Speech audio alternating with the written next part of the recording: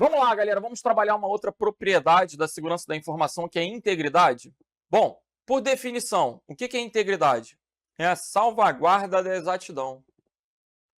A norma da ISO 27001, traduzida pela ABNT, a NBR 27001, coloca que a integridade é a completeza da informação. A informação vai estar inteira, completa, não vai ter sido modificada, não vai ter sido alterada sem o devido controle, né? A informação íntegra, original, sem ter sido mexida. Esse é o princípio da integridade. E como é que a gente consegue obter isso? Existem mecanismos matemáticos que vão permitir averiguar a integridade. Vem comigo.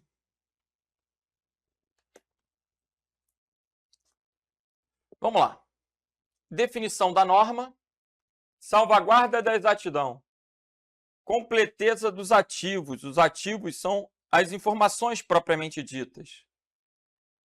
Quando a gente pensa em salvaguarda, a gente pensa muito, inclusive, no backup, né? O backup ele está relacionado com a integridade, por quê? Se você, porventura, modifica um arquivo, se alguém mexe no conteúdo de um arquivo de forma indevida, eu posso restaurar a exatidão daquela informação com backup. Legal? Agora, vamos pegar uma questãozinha do BRB aí. No contexto da segurança da informação, há três pilares essenciais, que é o CID: confidencialidade, integridade e disponibilidade. Acerca desse assunto, assinale a alternativa que indica a medida que reforça o pilar da integridade. Vamos lá. Integridade é implementar um plano de recuperação de desastres em caso de perdas? Não. Definir acesso à informação somente quando ele restringe o acesso é o quê? Confidencialidade. Implementar processos de manutenção rápida de hardware? Não. Conscientizar os funcionários para que não violem regras e para que sigam os procedimentos sigilo? Sigilo, confidencialidade, também não. Agora, a integridade permite a reversão de arquivos para versões anteriores. Isso é a salvaguarda. Isso é integridade, para casos de edições acidentais. Então, você mexeu, sem querer você apagou alguma coisa que não devia, é possível retornar a versão íntegra, original? Vai ser o princípio da integridade. Então, o gabarito aqui é o quê? Letra E.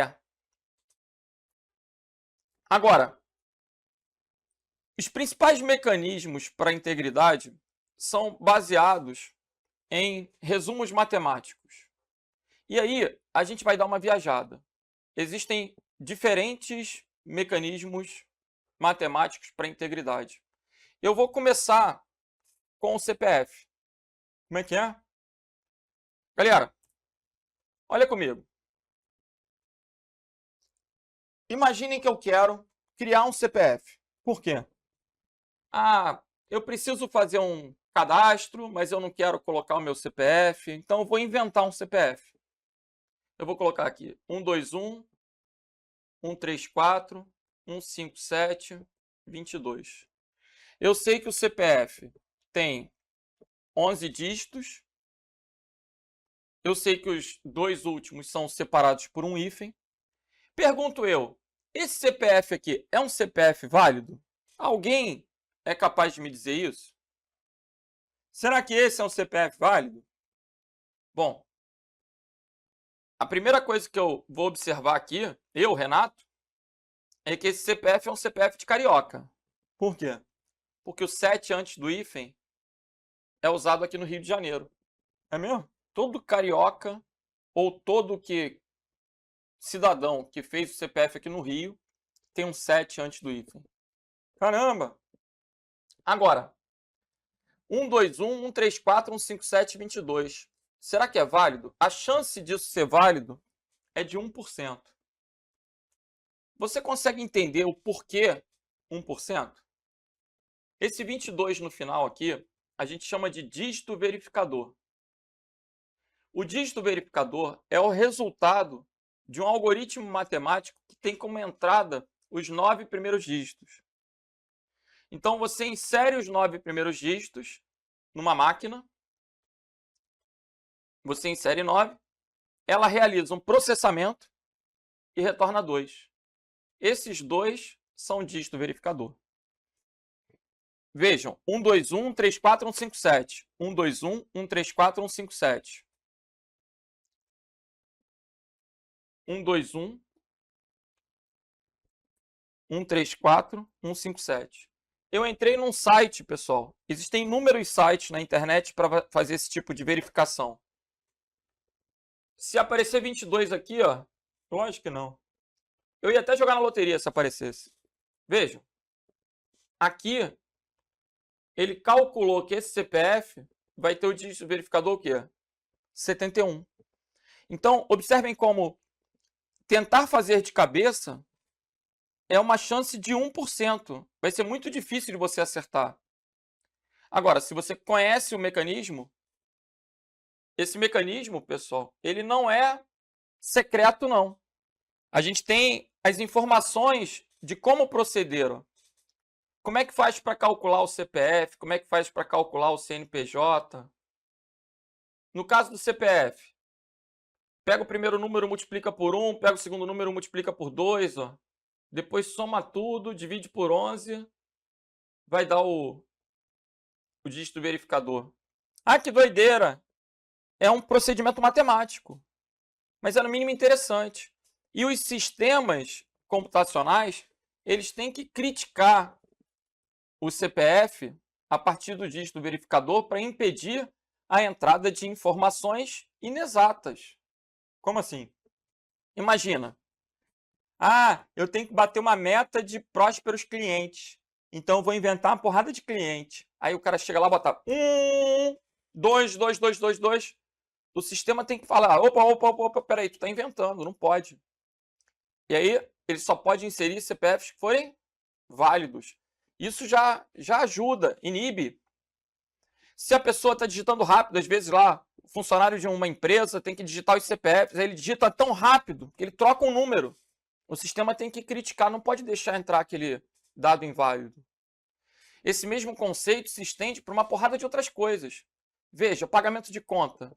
E, gente, durante muito tempo eu tinha medo de pagar a conta dos outros. Eu ficava, na hora de bater lá a numeração da conta, eu lia e relia a numeração assim várias vezes, porque o meu maior medo era de tirar o dinheiro da minha conta corrente e pagar um outro boleto de outra pessoa. Caramba!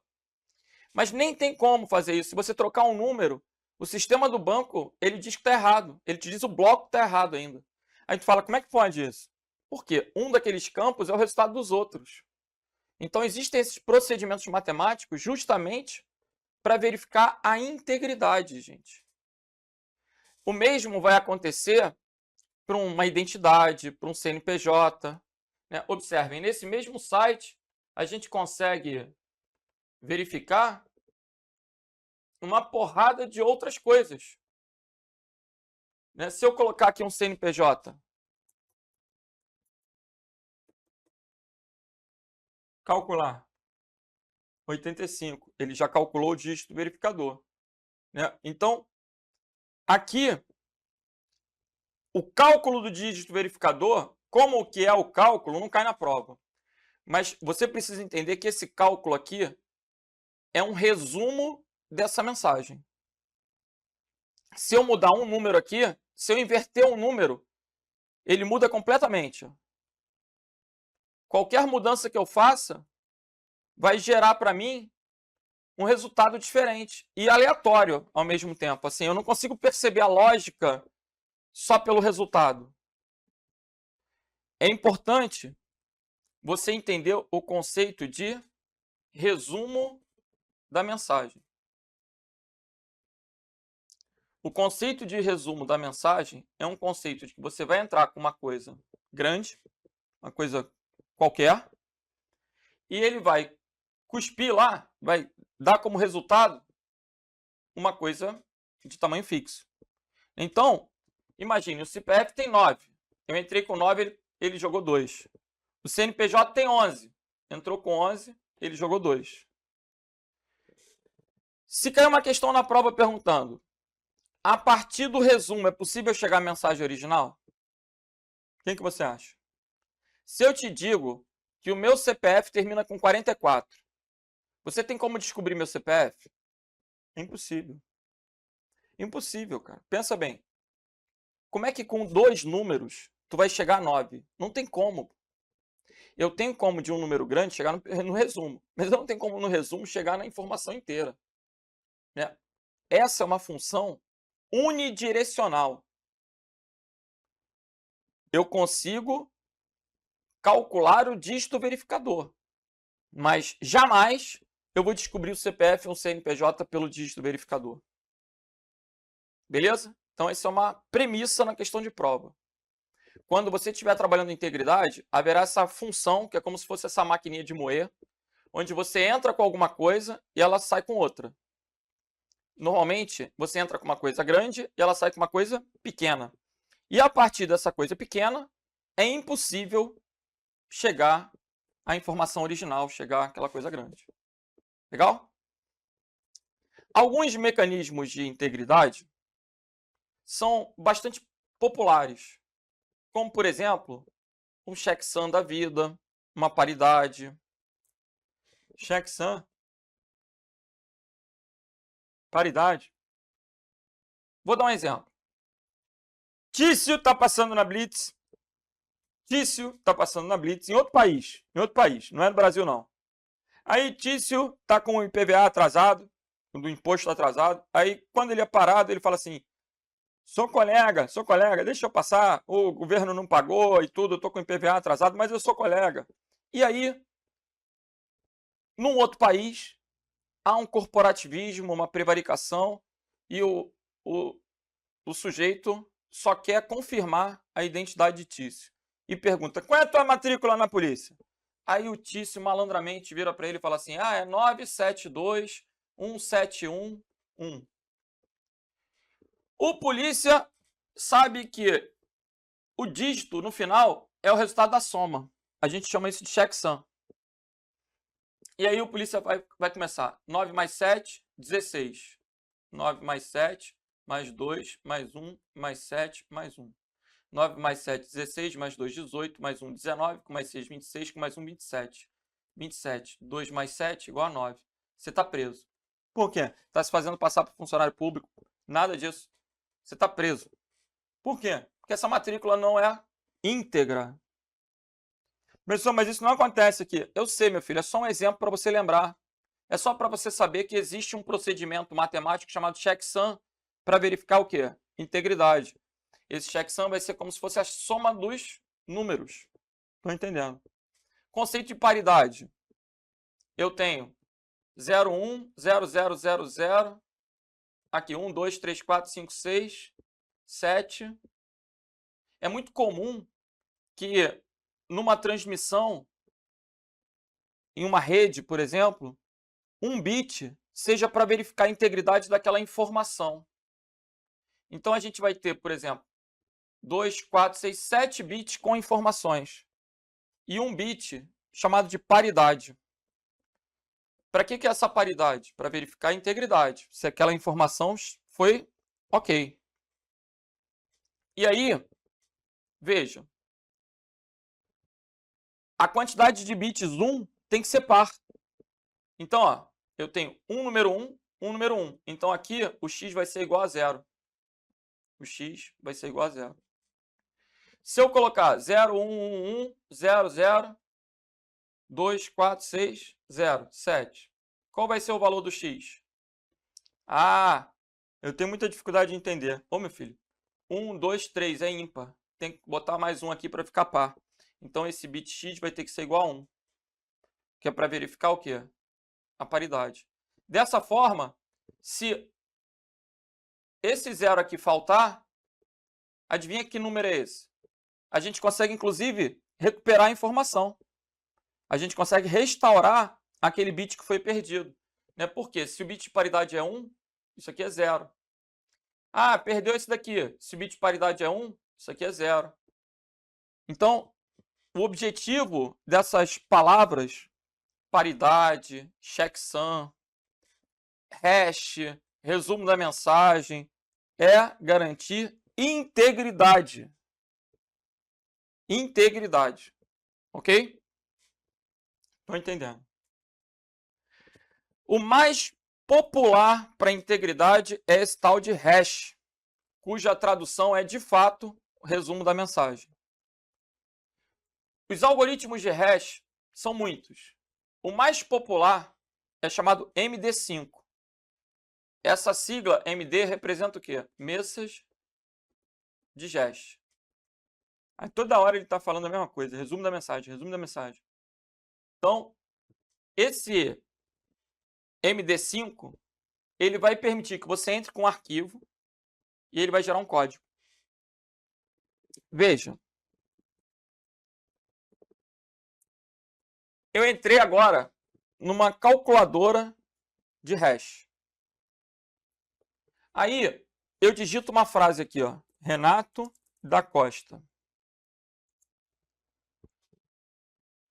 Beleza. O que eu vou fazer? Calcular hash. Olha o que aconteceu. Ele está me mostrando vários algoritmos de hash. MD2, 4, 5, SHA. Esses aqui são todos algoritmos de hash. Aí, esse MD5 é o mais popular. Aí eu posso copiar isso. Aí eu mando essa mensagem para o destinatário e junto eu coloco o hash.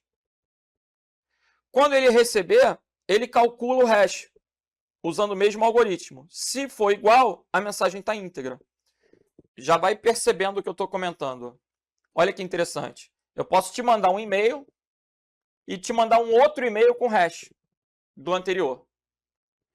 Aí, se tu quiser ter a certeza de que aquele e-mail não foi mexido, você calcula o hash. Se bater com o outro e-mail, opa, a mensagem está íntegra. Estou tentando mostrar um raciocínio.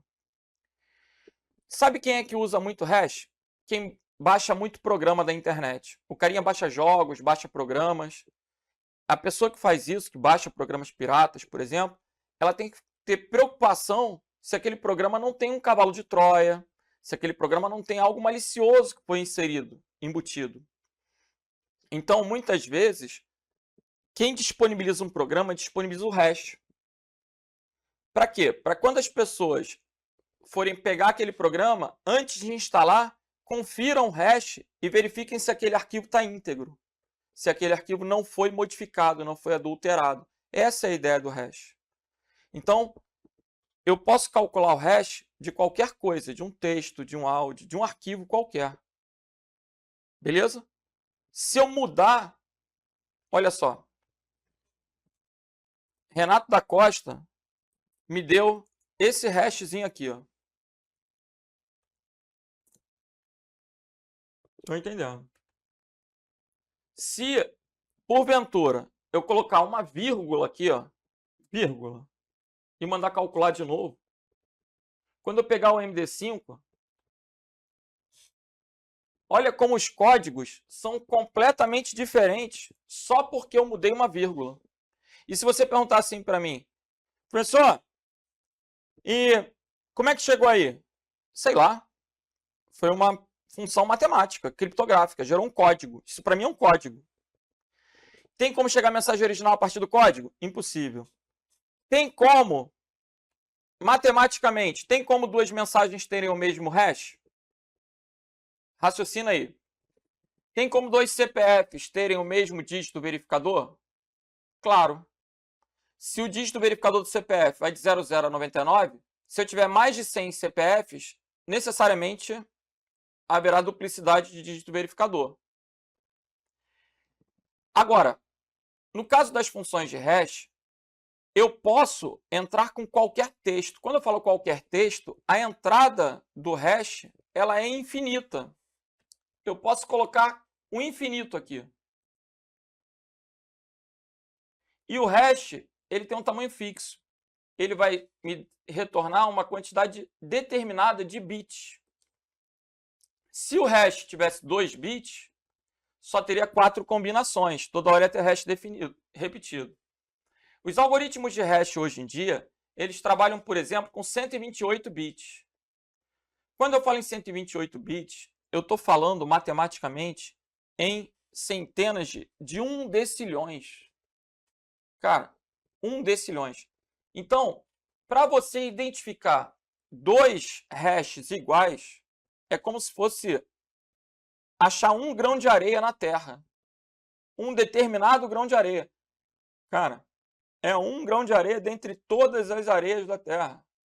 Então, é muito difícil de acharem duas mensagens com o mesmo hash. Mas quando acontece isso, troca o algoritmo. Aí pega uma versão MD6, vai pegar o quê? Uma versão posterior. Quando um cientista consegue comprovar que duas palavras, por exemplo, têm o mesmo hash, eles trocam o algoritmo para ficar mais seguro. Beleza? Quanto maior a quantidade de bits, maior a quantidade de combinações. Mais difícil é de que haja o quê? Essa coincidência. Que esse hash tenha essa coincidência. Mas matematicamente é possível. Ok? O que não é possível é você reverter a partir do hash chegar na mensagem. Aí não tem como. E outro detalhe. Se eu te perguntar assim, quando que haverá dois hashes iguais? A resposta que eu quero ouvir quando eu pergunto isso é quando a mensagem for igual. Se eu escrevo uma coisa, gera um hash, e você escreve a mesma coisa, vai ter que ter o mesmo hash. Então, uma resposta clara para isso, quando que duas informações vão ter o mesmo hash? A premissa, quando elas forem iguais. Qual a consequência que eu posso tirar se eu observar que duas informações têm o mesmo hash? Eu posso deduzir que aquelas informações são idênticas, que elas são iguais. Por isso eu posso deduzir que trata-se de uma informação íntegra, que não foi mexida, original. Legal.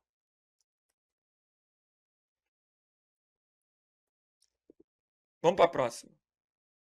Pessoal, o senhor colocou o algoritmo de calcula CPF aí? Coloquei só de curiosidade, mas o carinha que ficar tentando aprender isso não estuda para concurso.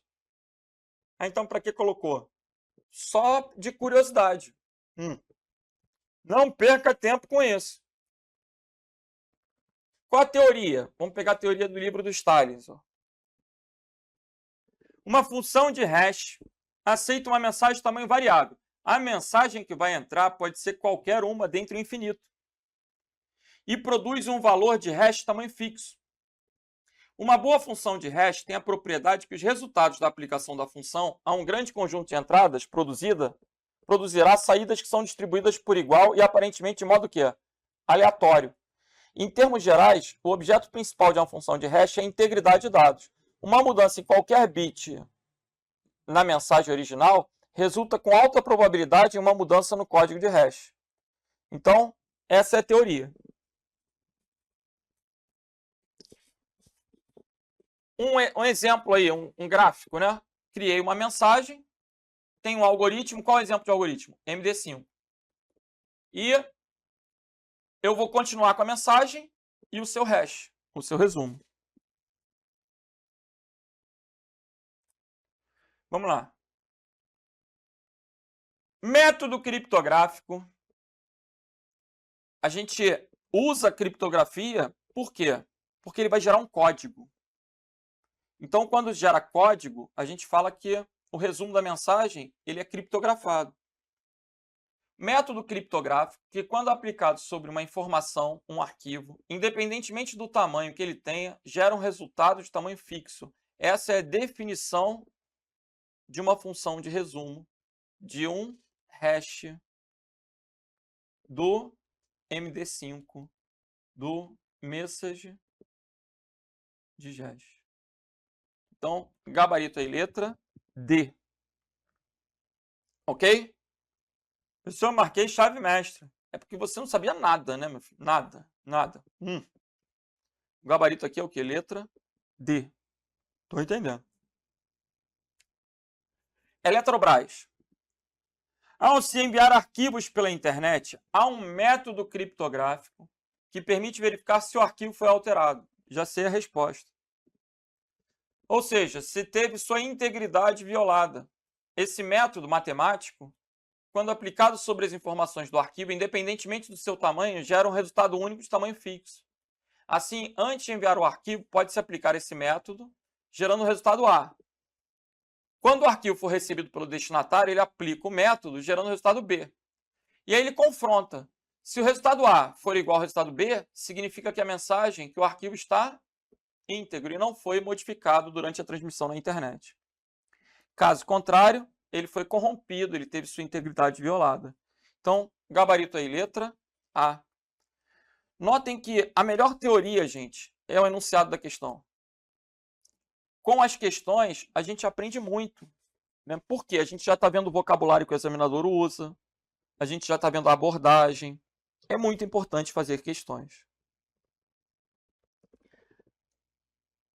Ressalto também que quando se fala em criptografia, a maioria pensa em criptografia simétrica e assimétrica. Mas, nesse caso, o método criptográfico não é para sigilo. O método criptográfico é para integridade. Então, função de hash. Gabarito letra A. Vamos para a próxima.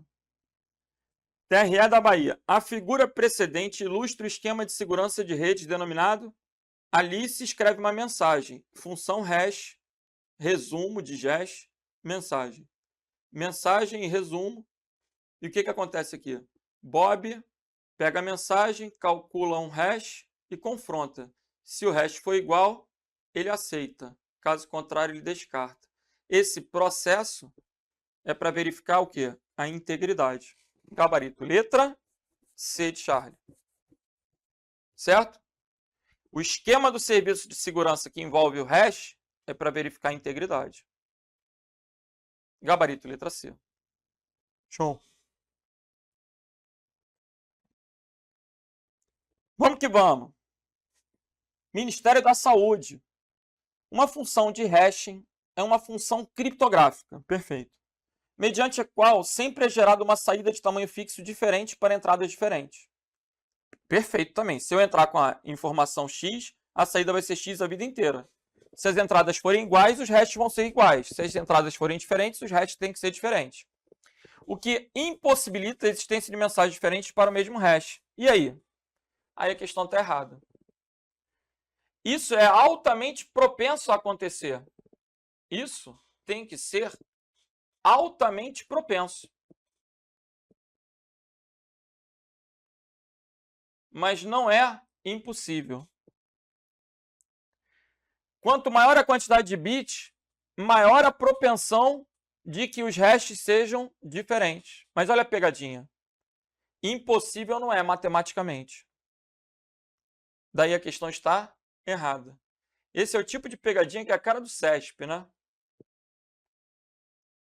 Eu posso ter duas mensagens com o mesmo hash? Matematicamente isso é possível, embora seja pouco provável. É como achar uma agulha no palheiro. Mas impossível não é. Questão errada. Legal? Vamos para a Suprama. Para averiguar a integridade de um arquivo de computador a ser transmitido por um meio inseguro, o que seria um meio inseguro? A internet. A internet é uma rede pública. A internet não é segura. Pode-se gerar um hash? Pode? Pode. E aí, qual o objetivo? Tu gera o hash antes, gera o hash depois. Vocês confrontam. Se o hash de quem enviou for igual ao hash de quem recebeu, a informação está íntegra. Então, a questão está certa. Pode-se gerar um hash antes da transmissão e verificar o hash após. Confrontou, está íntegra. Certa a questão. As funções de hash, elas são utilizadas em diversos meios computacionais, sendo uma de suas aplicações a verificação de integridade. Perfeito. Então, certa questão. Pensei em hash, penso na integridade. Legal. Tem questão aberta. Uma função hash criptográfica é um algoritmo. A função, gente, é um algoritmo, é um método, uma maneira de fazer. De encriptação de mão única. Ou seja, muito difícil de inverter. A função hash ela é unidirecional. Isso que ele quis colocar como sendo de mão única. Então, essa questão está certa. Por quê? Por que ele coloca dessa maneira? Muito difícil de inverter. Para evitar qualquer tipo de recurso. Porque senão vai ter um cara que vai falar assim, professor, na NASA, professor, em Marte. Ô, meu filho, para com isso. Né? Então, para evitar recurso, ele coloca muito difícil de inverter. O impossível, pessoal, tem umas frases que são chavão, né? O impossível é aquilo que ainda não foi provado. Então, quando a gente fala que algo é impossível, é porque matematicamente não se consegue resolver. E a coisa do hash é óbvia, né? Se eu tenho um resumo finito para uma entrada infinita, é impossível fazer essa inversão. Daí o CESP decidiu colocar dessa forma, muito difícil de inverter, para evitar qualquer tipo de recurso. Estou entendendo. Vamos para a próxima. Quais técnicas asseguram, respectivamente, confidencialidade, integridade e autenticidade? Confidencialidade, eu vou pensar em criptografia ou esteganografia. Criptografia ou esteganografia. Acabou a questão. Integridade, algoritmo de hash. E autenticidade? A assinatura digital é para prover a autenticidade de quem emitiu aquele documento. Então, gabarito é o que? Letra E. Show de bola. Bom, fechamos então o assunto de integridade. Espero que vocês tenham gostado e compreendido tudo acerca das funções de hash e dos cálculos matemáticos para integridade, além do backup. Beleza? Um grande abraço para todos e vamos que vamos. Valeu!